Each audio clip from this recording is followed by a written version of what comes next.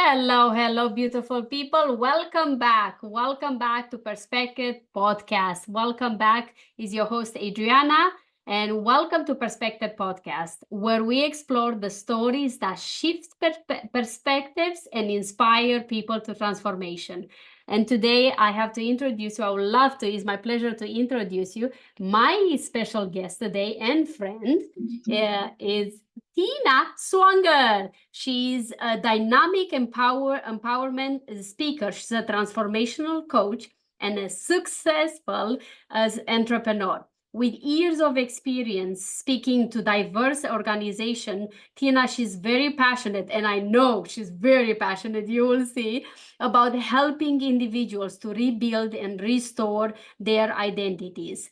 While she has a background into real estate, investing, her true focus now lies into guiding people and guiding others through their own personal transformations because she knows that she's been there, she's done it, she walked the talk.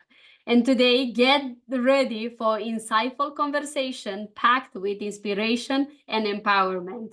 Welcome, welcome, Tina. Yay! I'm so excited to be here. Oh my gosh, Adriana, you have been such an inspiration to me. You came into my life right when I was starting my true deep dive into my personal self-seeking. I was writing a memoir from past traumas and such, and it has been such a journey. Oh my gosh, the deeper I go, the more I go, oh, I got another layer of this onion. And when I was introduced through a friend to you and Morris and Fong and just a whole amazing group of people, I started learning so much more about myself. What happened then was more cool, exciting, self-seeking people. And then I started really researching, oh gosh, this has been a huge light bulb. How can I help other people?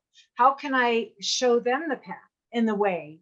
Because, when you're in a dark path and you don't know where to go, and you've dealt with past drama and trauma and all that, sometimes you get feeling helpless and hopeless and anxiety and suicidal. I mean, it goes deep, but I've known a lot of people who have gone down that path, and unfortunately some of us know that. And I don't want that to happen. And I believe people like you and the people on your podcast and the people you surround yourself with are on that same enlightening journey. And I'm so excited to be a part of it. Thank you. And thank you. It's such a, every single time I speak with Tina, and I had the pleasure to meet her in person when she invited us to go for her annual birthday. It's not just a party, it became a charity event. It became like a big event, and I was able to be part of it and see underneath the scene, see what, how and why she's serving the people she's serving. And it's mind-blowing, and it's so inspiring because it makes me think, like, how can I bring what I have learned from you and from all the people you work with and what you're doing there in Colorado, how can I bring that and implement it somehow here where I live in Canada? So thank you And so much. vice versa. Yeah. I can't wait to go to Canada. I said, next time it's your time to come here and visit. So let's dive a little bit deeper, because I know for our audience, they don't know much. So some of you know, some of you don't know her story, but I would like to dive a little bit deep into if you can share like a pivotal moment when you realize that your perspective of how you see your life and how you see yourself has to change. It's a must to be changed. I've always been, I always felt like I had a deeper meaning, deeper purpose. I was divinely guided, even though it was a little wonky and things kind of went off track a whole bunch. I didn't have a whole lot of guidance, a whole lot of mentors or anything. So it's kind of like, fumbling along life until you figure it out. I had a very strong motivation for survival because of everything that all the traumas and where I came from. There was a lot of generational trauma for me and my two brothers. And, you know, once, this is going to sound funny, but once everybody died, then I felt free to heal because they were no longer the shadow in my mind. They were no longer the tormentors or the victimizers. I finally felt powerful enough to self-empower. And when you go from victim to self-empowerment, the whole world changes. You know, I knew I was going to die where I was at. What? There was no question. No question at all. I was on the verge of a bottle of Vicodin and a bottle of vodka and ready to take it all. And, you know, suicide is such a permanent solution to a temporary problem. Once I snapped out of it, I had a divine awakening. It was probably hallucination. It was probably God. It was probably a million other factors. Maybe my lizard brain, maybe my own personal desire to live. I don't know. But the beautiful thing is I didn't take that ultimate sacrifice and decided to seek help. So I quit drinking. I quit doing drugs. That was the transformation. As soon as that happened, then I was able to take a look at my life as a whole and figure out, how do I live life on life's terms? That's the whole AA mantra. You know, how do you do that? You know, there's the 12-step programs, which are very helpful guides. And then getting in the rooms and figuring out you're not alone. That was huge. That was huge. I think that because the biggest thing is when we going through big transition in our lives, we feel like we're alone. We feel like nobody else is going through what we're going through. Nobody can understand us the way we feel and how we think and so on. So it becomes a very lonely, hard travel or experience to get yourself out of that. But it's always good to remind ourselves that we're not alone. I'm sure there's many, even each story is very individualistic, even each story is unique in own way. I believe that we all have common grounds, common things that, you know, the same emotions or the same turbulence, the same thoughts that are running through our mind, even if we have a different story to pull out from. So what, you know, I'll tell you, when I first got sober, and was going into the rooms, I kept trying to figure out all the differences, why I was different, why I was more special, why I was more of a victim, that those people don't understand me. And then I started focusing on the similarities, exactly what you're saying, Adriana. If we focus on the similarities and we focus on, you know, non-victim thoughts and figure out how to do that, that's when we start healing. That's exactly when we start healing. Yeah. And let's dive a little bit deeper into that, because I like how you said that you start changing your focus. How did you view yourself then, and how did you view the world, and what caused you to be like, okay, I need to work through this because I can't keep avoiding that? Something switches, something had to help you to switch your perspective to be like, okay, going from the victim to be like, I take fully responsibility for what I have done. It is what it is. I can't change it, and let's figure out from now on. Okay, I'm going to dive deep. Okay. At the beginning of my evolution, I was a little girl. We all started off as little people. I was a victim of sexual abuse and trauma. So I stopped growing.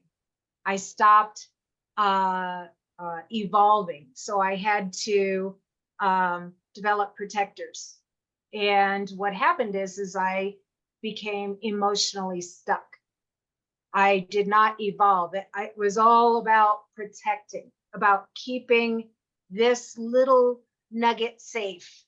And so for the next I don't know, 25 years, everything that evolved around this emotionally stuck little girl, even though my body was growing, even though I was interacting, even though I was navigating the world and surviving and manipulating and shifting and all of that, even though I was doing everything I could to navigate the world, I was still operating on a victim mindset. Always. I was still operating on a victim mindset.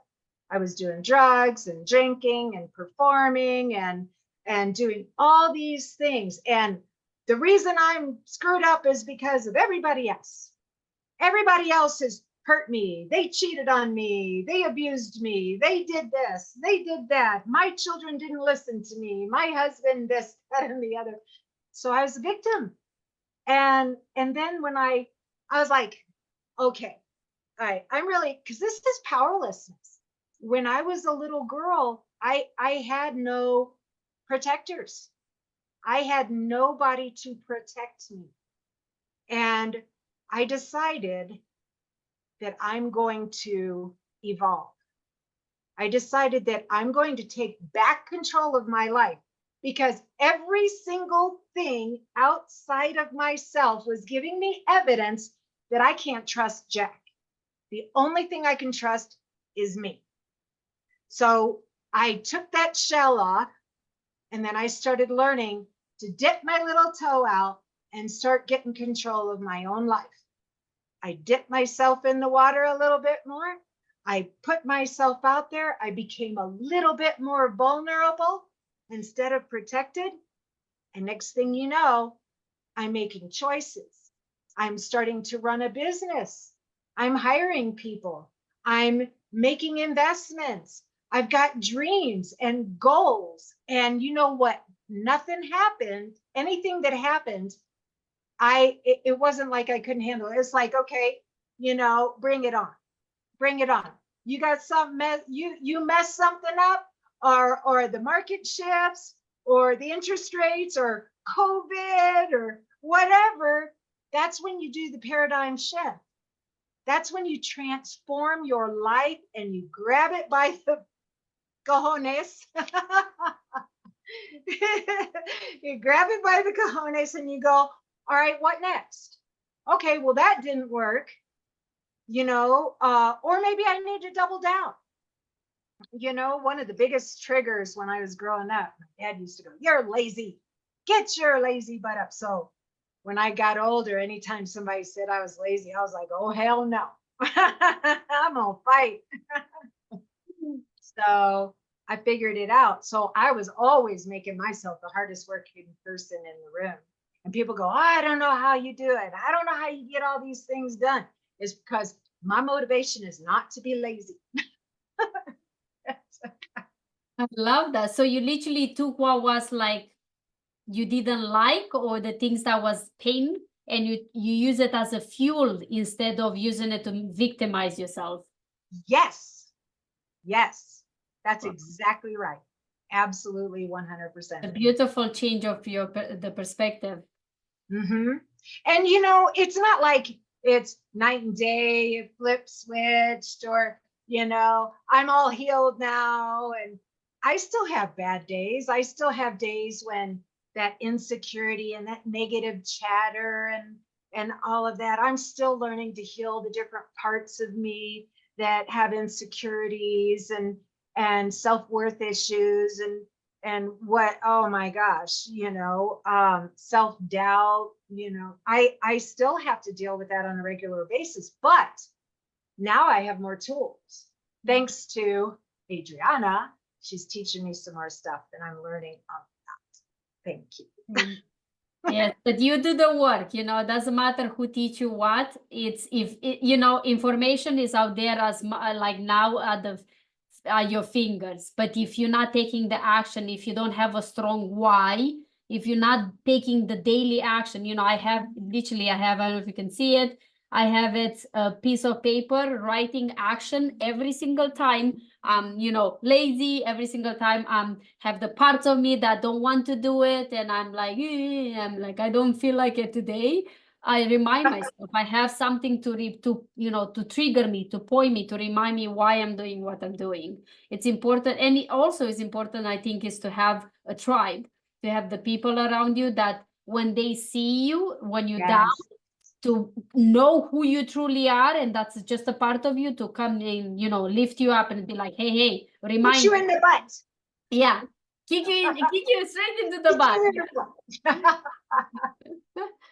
Well, it's beautiful to see how you shift your transfer, like your moment when you said, that's it, no more, I can't do this anymore, because the pain became greater than the pleasure.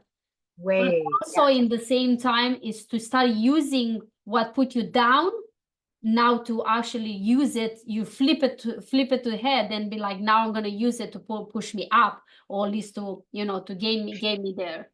You know what? Let me back up a little bit, because I think, I can say all that. I went from victim to victor.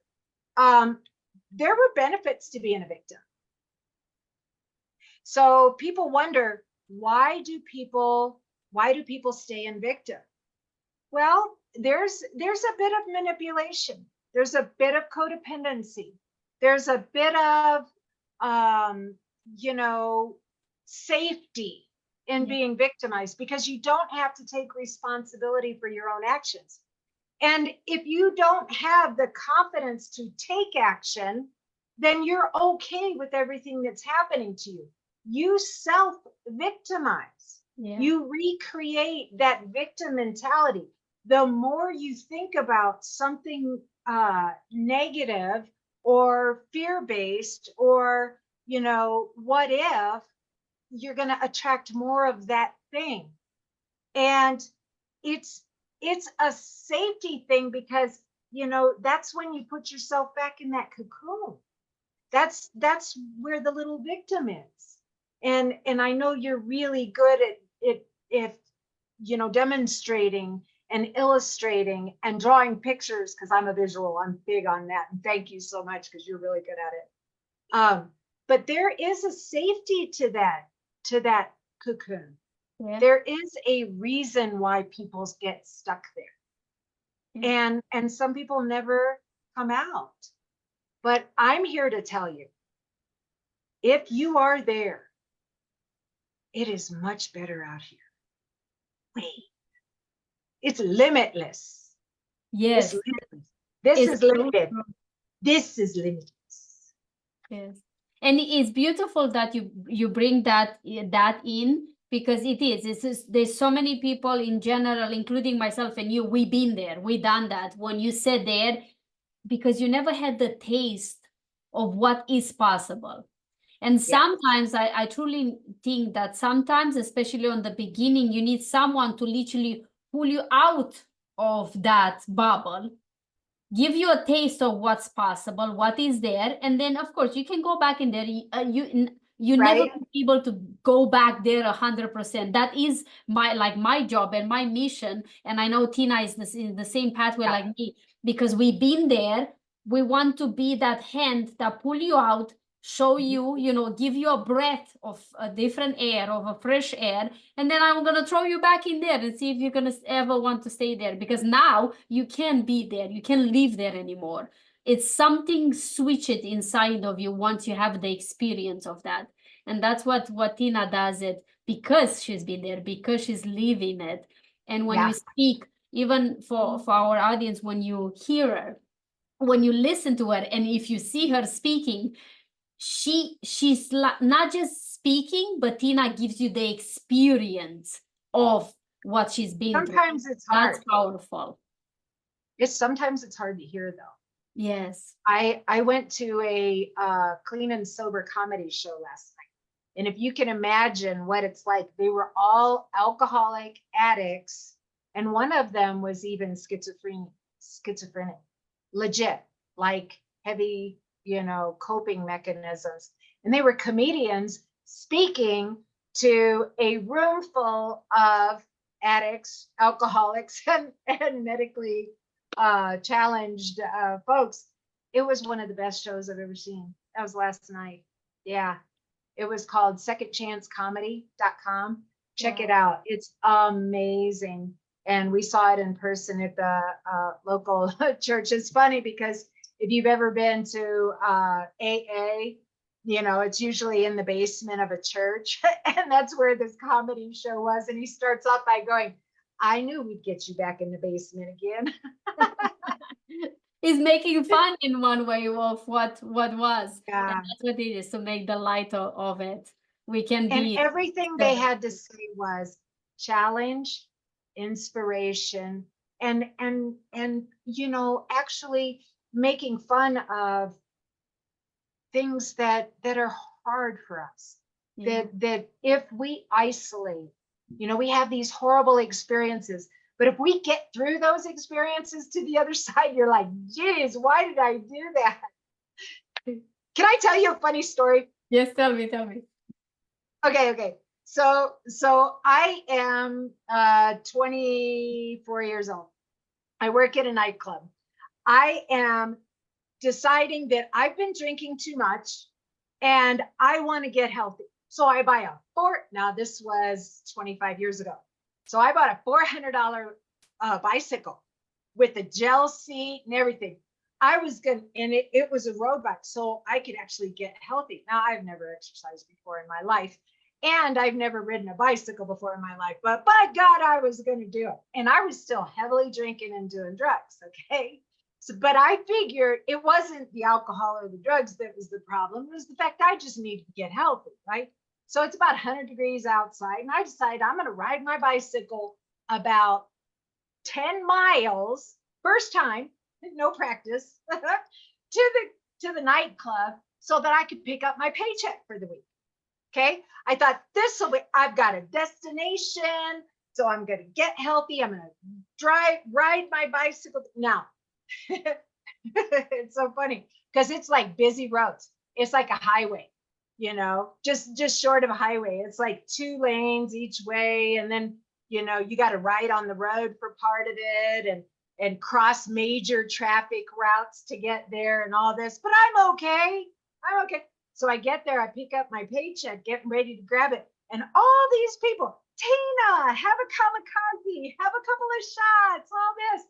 It's 100 degrees outside, okay?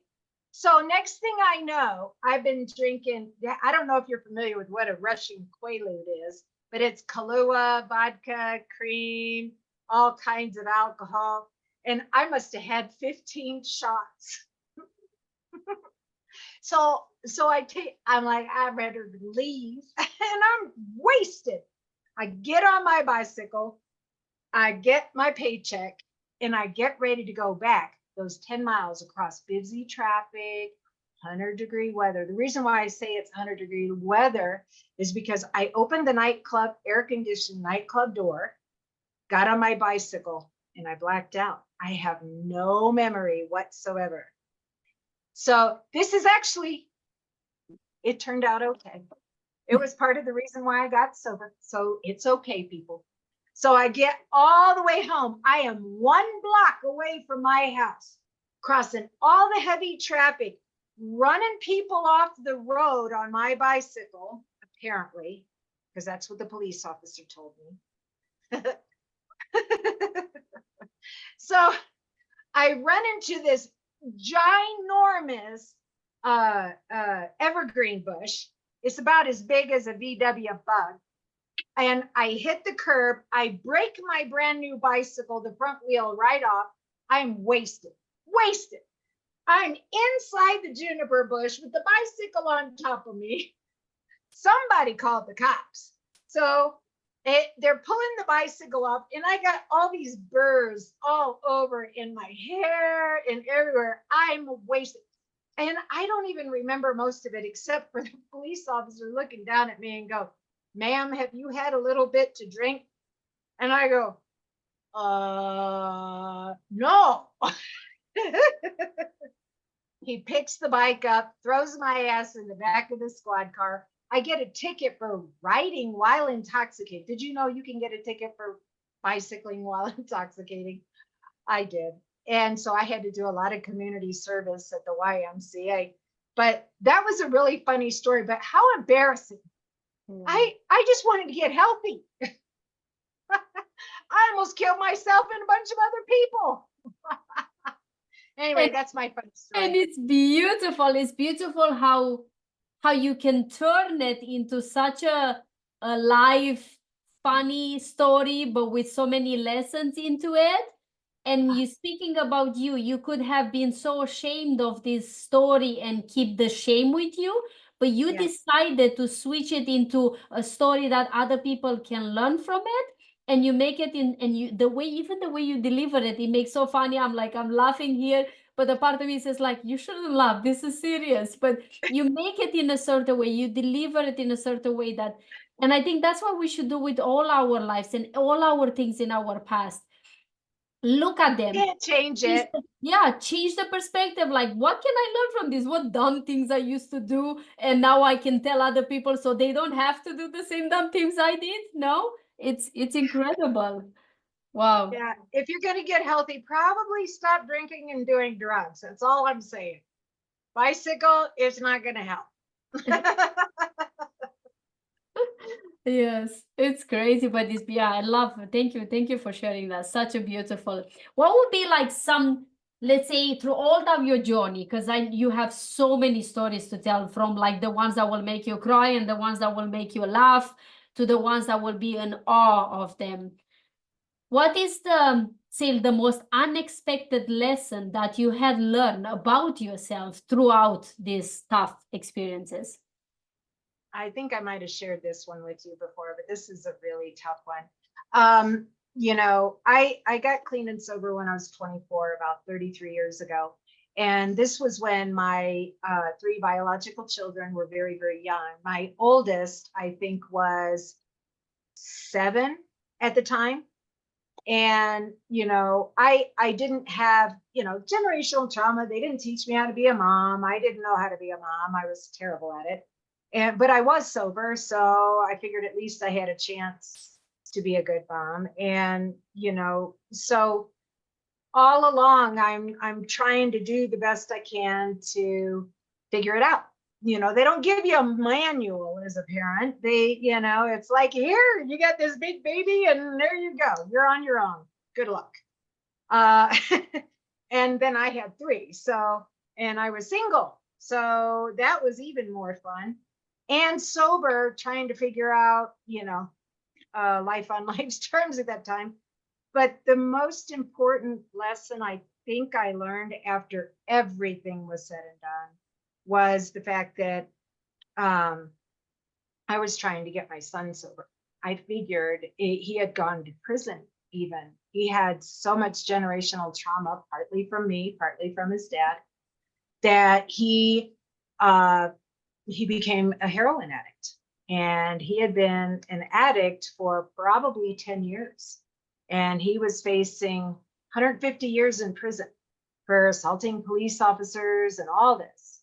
And so somehow we were able to get him out on parole, and he came to live with me. He was with me for a year. I became the world's biggest enabler on the planet. I enabled him so much because as soon as that cuff came off of his ankle, he was back out doing heroin and meth again. And he had served 18 months. He was clean when he came out. But as soon as that cuff came off, he was gone. And there wasn't a dang thing I could say. So as a mom, I'm trying to protect my son, thinking I'm doing the right thing. And Lord knows I had horrible guilt about how he got there in the first place. Was it my fault? I was ashamed. I should have been a better mother. I should have protected him. I should have, all over myself. But at the end of the day, I went to Al-Anon. I was like, AA doesn't work. I'm sober. You know, I thought I could teach him how I'd stayed sober and clean, but that didn't work because that was my journey. It wasn't his. This is my son. How can I protect my own son? Now, he's 30 years old at the time. He's not a boy anymore. He's an adult. So he damn sure wasn't listening to a thing I said, even though he lived under my roof. I tried that, well, when you live under my roof kind of thing. No, doesn't matter. But, you know, I thought, oh, if I stop doing this and I stop doing this, he's going to die. He's going to end up back in jail. He's going to commit suicide. Then it's going to be all my fault. I can save him. No, no. So I went to Al-Anon. You know what the lady told me? He's not your son. He is God's son. You need to let him go. As long as you have a stranglehold on him, he is never going to heal. And I did. I had to accept the fact that if something happened to him, it wasn't on me. I had to stop it. I had to let go. He lived in a truck in my parking lot for 3 days. I brought him oatmeal and a cup of coffee and a glass of orange juice, and he wanted to go pee in my house. He wanted to go poop, and I wouldn't let him in the house. I told him he had to leave. But I had to put security cameras all over because he was not doing well. And I was afraid for my life too. It was that bad. For an entire year, it was that bad. About a week later, 3 days later, I didn't see him. I don't know where he went. Hadn't heard from him for a week. And guess what? A week after he left, he found out he was in treatment. He now runs Unbreakable Ministries. He's an MMA professional champion, Adam 𝐕𝐵𝐿, look him up.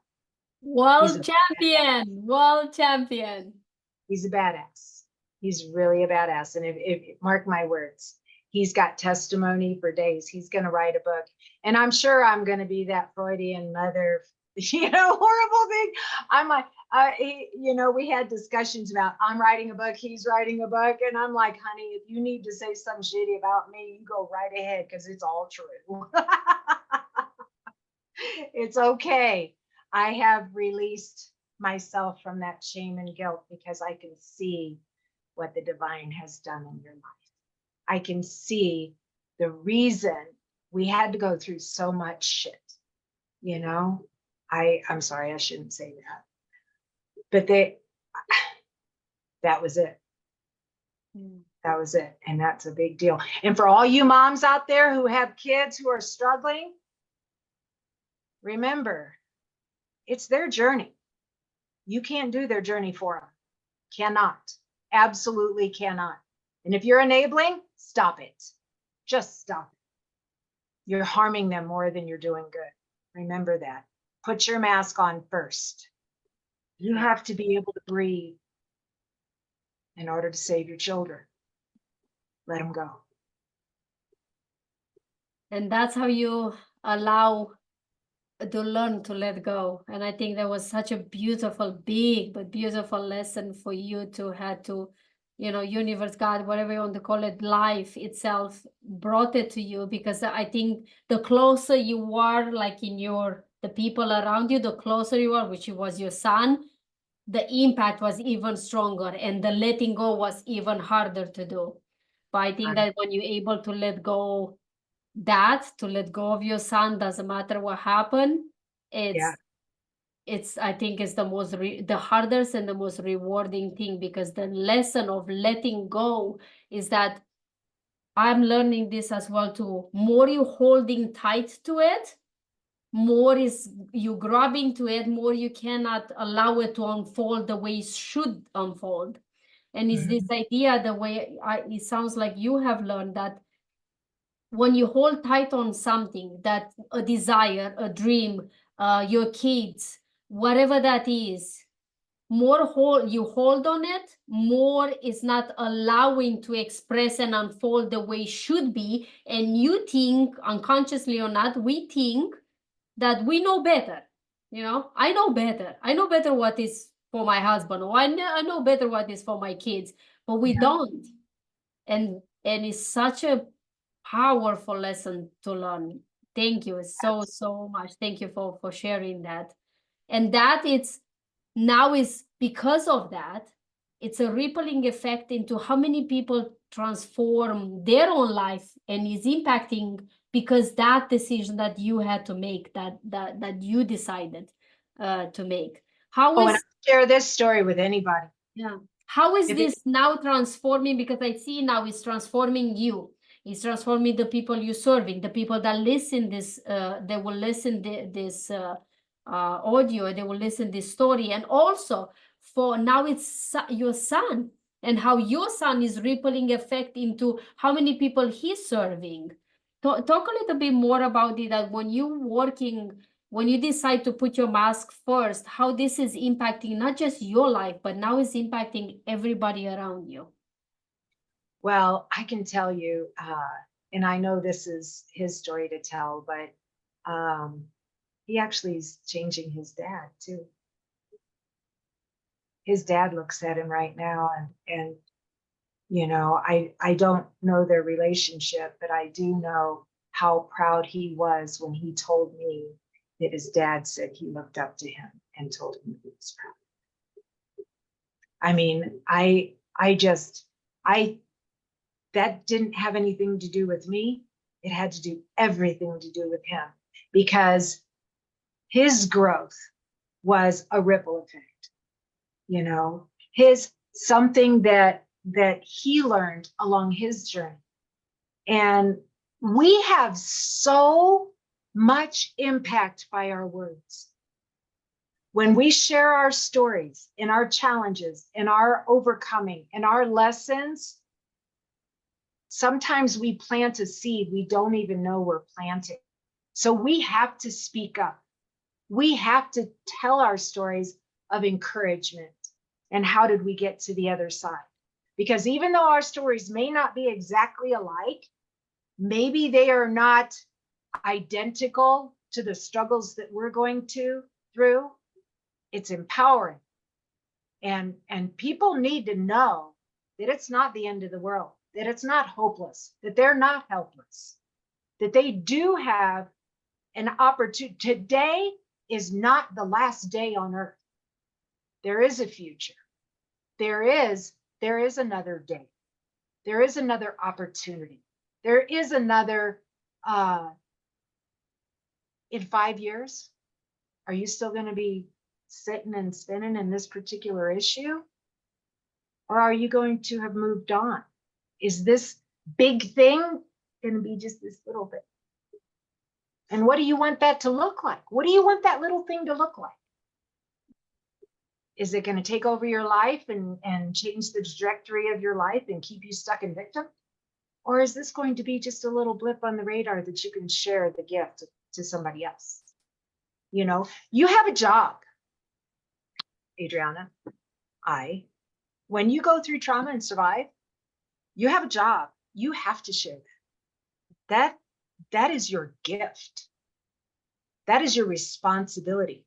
Because if you don't, somebody's life could be at risk. By your journey, you can save people's lives. That is your responsibility. You have to get out there. And if you can't tell your story like we are right here, then write a book or get a ghostwriter or do a podcast or go to Bible study or, you know, create poems or just put your dang mask on. It takes a moment to just soak in all of that. Soak in all of that is so true. It becomes our duty. When I start going on this pathway of, you know, finding my own self and figure out what I felt lost, once I start doing that, I realize that I have a voice, that because all my life I never thought that I have, you know, a voice that mattered. And every time I see you speaking and I hear you, you know, sharing stories and stories of your life that sometimes can have that sense of like, oh, should I say them, or should I say about this? Should I not? Maybe, you know, people like, it's too much. You're always gonna have those doubts, but that's just the protector part of you, the little part of it that wants to keep you small. What are they gonna think of me? Yeah, what are they gonna think of me? But it's not that. It's the duty of sharing our story, because this experience was given to us. We choose this experience. So now we have to choose again to share them with someone else, not necessarily to take their own journey, but maybe they will learn to do something differently. Maybe they will learn not to wait 40 years like me to wake up, It's maybe they wake up at 20 and then they will be like have another 40, 50, 60 years of more empowerment life and more living authentically or whatever that is for them. So thank you for sharing all of this. What I want to go into, like, from the valley where we were to now going to the top where you are now. And it's always going to be another valleys, because that's what life is about, first of all. But if you think of where you are now as success, as fulfillment, if you can define it for you or for others that are looking for, be like, okay, I might be, try to learn how to say my story, or understanding why my story is so important to share with others. How would you define your story, and like your success story, and what would you say to someone that they are behind us at the beginning of the bridge? Sky's the limit. You're only going to go as far as your dreams take you, knowing your why. If you want to heal yourself, you have to do a lot of introspection. You have to be awake and aware, self-aware. Victim is going to keep you stuck. If we're talking about success, to me is achieving my dreams and goals and things like that, but it's not necessarily material things. And the reason why I say not necessarily, because part of the benchmarks of how I view success is improving where I came from. So if where I came from looked like this, if my dreams and goals were, gosh, if I could live in a house with, without cockroaches, and if I could stay in the same home for longer than 5 years, and I could raise my children and then be financially stable, and own my own home. Because where I came from, and it might look like material things. I want to own my own home. I want to do this. I want to, be financially stable, have some rental income, drive a Porsche, whatever, and it's paid off. That sounds like material things on the outside, but these were partly dreams and goals and benchmarks that I set for myself, not specifically to have or be, but because of where I came from, and that I didn't want to be stuck in this mindset. Because when you achieve goals, you build confidence. When you start listening to, positive reinforcement, and then you set your mind to a goal, that gives you a reason, a why to wake up. That gives you a reason to improve something or learn something. Like you and I, right? We want to be good speakers. So what did we do? We speak, we find ways to speak so we can improve. We go to Toastmaster, we speak, we help each other, we support each other, we do podcasts. Anything is possible that will help us to enhance our abilities to speak. Because we want to deliver a message. Yes. Because that's our why. Yes. Do we want to be famous podcasters? If it helps us achieve our why. Is that our goal? Yes, I do. And that's not selfish. That's not greedy.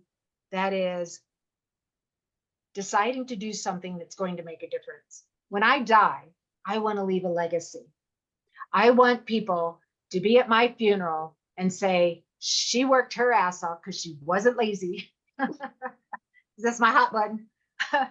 But she made a difference because she had a why, and she wasn't a victim of her circumstance. And she had a story to tell. She told it well. And she definitely did it. She told just a little bit of her story today. Tina, that was absolutely amazing. As this podcast episode is coming to an end, which I don't want to, because we love talking and connecting with you. So we could sit and talk here for many hours. But definitely would love to have you back, because we have to we're not even diving deep into some of the questions I had, but that's okay. Let's Sorry. Oh no, that's why I leave it free, because it's important to just let it come, whatever is meant to come in this episode. But I have 3 fire questions for you that I have for every single one of my guests. And the first one, you can answer it as fast or as quickly or as long or short you want it. Number 1, what is one thing that you do every day that brings you joy?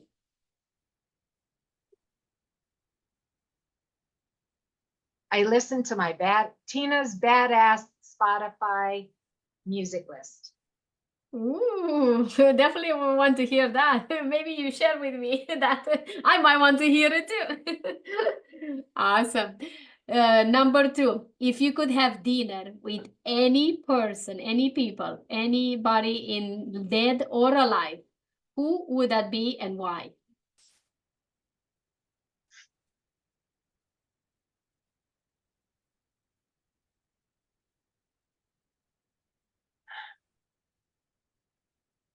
What about any time frame? I want to meet myself in the future. Ooh, I like that. I want to have dinner with myself.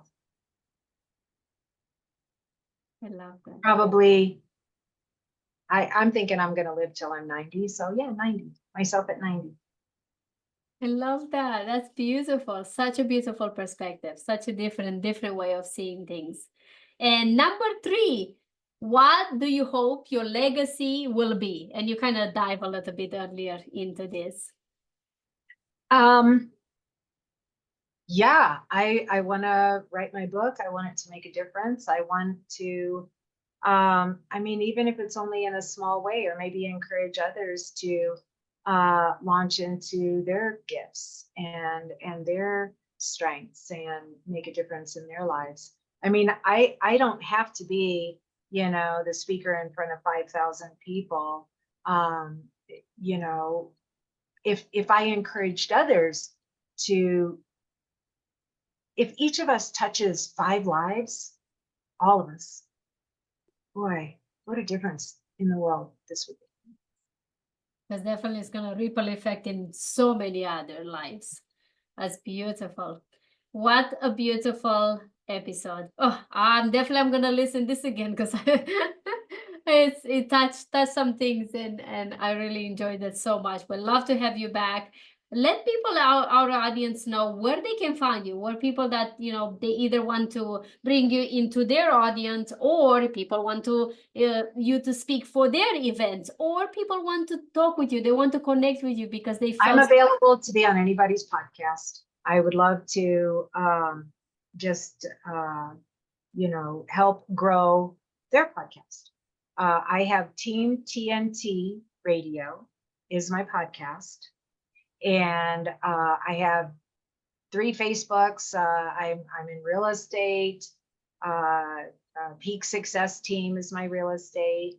You know, Tina Swonger, it's super easy. TINA SWONGER is a very unique name. There are not many of us out there. I think there's one other Tina Swonger. I'd like to meet her. So, matter of fact, I should probably search for her. Anyway, yeah, anything that I can learn and grow and get the word out and encourage and all of that, I'm all up. So yeah, definitely, we will definitely post all the links in the show notes as well too, and so people can connect with you.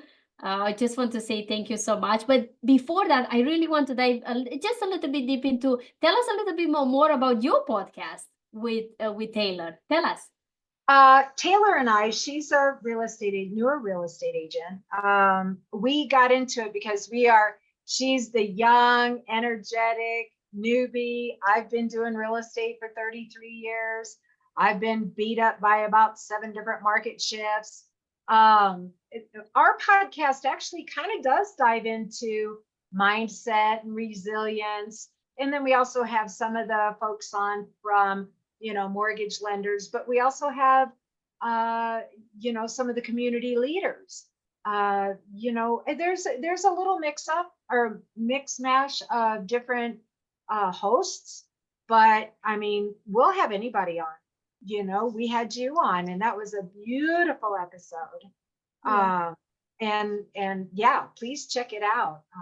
It's Team TNT radio. So yeah, Very it's excited. Yeah, we'll drop the links as well. People can even, people, you can learn so much because with every single person you bringing and the discussion between you two, you can learn so much. You bring so much great information up to date with what's happening now, and is not just its business is important. Real estate is something that a lot of people are willing and wanting to learn more about, but also it's what is behind that, which is the mindset and all the things that comes with it. So yeah. I love it. Yeah, I had a mindset, um, uh, you know, keynote for my company last month, and it was really powerful because the market shifted in the real estate industry, if you all know, and so everybody was kind of feeling a little bit beat up and all of that, and we're coming into third quarter or fourth quarter, getting ready to start a new year. It's an election cycle for the United States.